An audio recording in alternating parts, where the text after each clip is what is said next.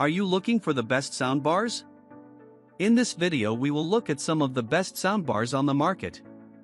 Before we get started with our video, we have included links in the description, so make sure you check those out to see which one is in your budget range. Starting at number 1. Vizio M-Series Elevate M512 EK6. The Vizio M-Series Elevate M512 EK6 is a soundbar that does it all. It comes with a wireless subwoofer that connects to a pair of rear satellite speakers to make a true surround system.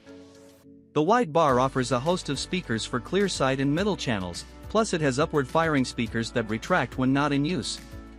Between the powerful and clear audio coming from the bar and the truly booming bass of the subwoofer, the Vizio M-Series Elevate M512 EK6 provides powerful listening. The surround speakers really boost the ability of the soundbar to wrap audio around you.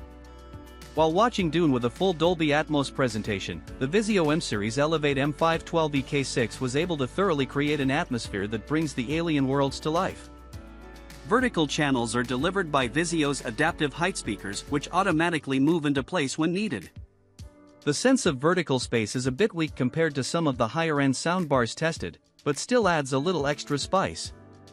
The motorized speakers take a moment to extend when audio starts and are a little quick to retract when they're done, to our ear-missing playback at times. The Vizio M-Series Elevate M512 EK6 is ready for a lot of systems with HDMI ARC, optical audio, Bluetooth and 3.5mm inputs, though anyone looking to make the most of it will want to use HDMI ARC. The included remote also has a small display, making it easy to adjust settings on the soundbar. With so much sound on offer, and such versatility, the Vizio M-Series Elevate M512 EK6 will be a great audio upgrade for most homes. At number 2. Vizio 5.1 Soundbar SASV510X08. Roku used to own the room when it came to budget soundbars, but a peculiar shakeup of its lineup knocked the Streambar we used to recommend out of stores, unless you're willing to buy pre-owned. In its stead, we're recommending this remarkably affordable Vizio soundbar, which comes with its own rear speakers and subwoofer, all for less than half of our top picks price. Originally, we experienced an odd bug when testing the soundbar where dialogue audio was a bit lower than we'd like, and the voice clarity control option didn't help because it kept resetting itself. Fortunately, that glitch got fixed, and now we can focus on how Vizio's raising expectations for price and value with this whole surround sound setup. The included Dolby Atmos and DTS-X audio support for dimensional sound are a marvel at this price, too. The 5.1 soundbar Southeast impressed throughout my testing, with pop and techno tracks sounding accurate, while explosions and action movies hit with just the right amount of boom. The one thing we have to caution is that this setup's got some odd caveats. Its rear speakers and subwoofer require a lot of wires compared to others here, and using the soundbar as a Bluetooth speaker requires messing with settings.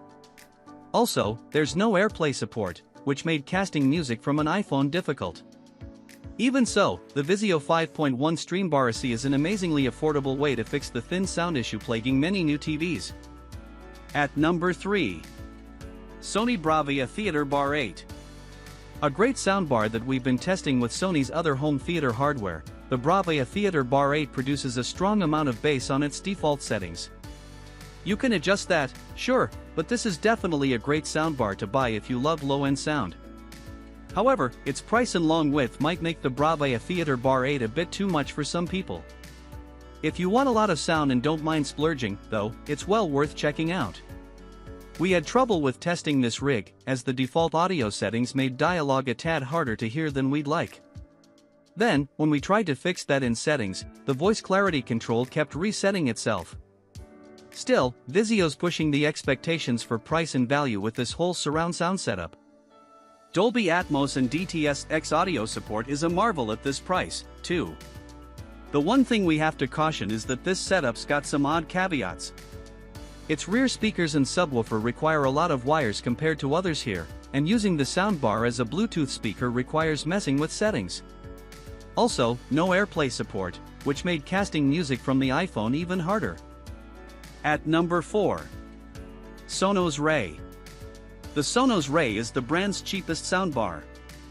It's strictly for those into the Sonos system. You'll need set it up using the Sonos app, and while it will stream music via Bluetooth or Sonos's wireless streaming, it only supports optical audio input from your TV or home theater setup, which may be limiting.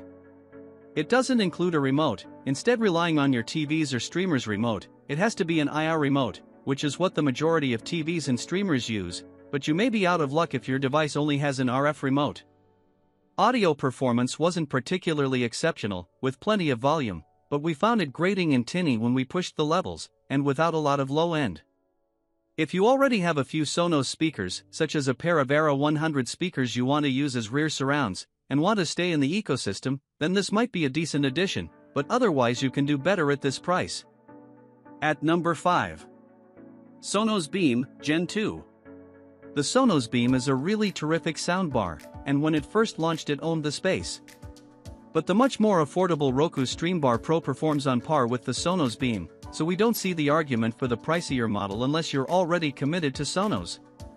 The Beam did produce deeper bass than the Roku and could get a bit louder, and if you're into Sonos, as a step up from the Sonos Ray, the Beam has an HDMI input, and supports audio over HDMI ARC and volume control through HDMI-CC. You'll have to use your TV's IR remote if you want to control the Beam directly. The Beam produces much cleaner audio at high volume levels than the Ray, and it can put out satisfying bass, though it needs a subwoofer to really offer the kind of low end that can drive movies in TV home. Though the bar offers Dolby Atmos, I couldn't really pick up on any verticality. Like the Ray, this bar would be a good addition to an existing Sonos setup, but if you're starting from scratch, you can get a better single package,